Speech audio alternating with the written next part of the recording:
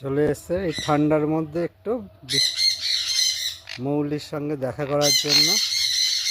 মৌলির জামাটা ওদের খুব পছন্দ হয়েছে। হ্যাঁ, মৌলির জামাটা, এই জামার চুমকিগুলোকে তুলে ফেলার চেষ্টা করছে।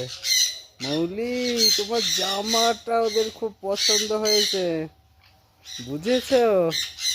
ওদের জামা চাই এইরকম, এইরকম জামা চাই ওদের, এইরকম ঠিক এইরকম জামা চাই বলছে ওরা, বুঝেছো? তাকাও একটু। বাহ, দেখেছো? এবার তোমার ওই বালাটা চাই বলছে। হুম,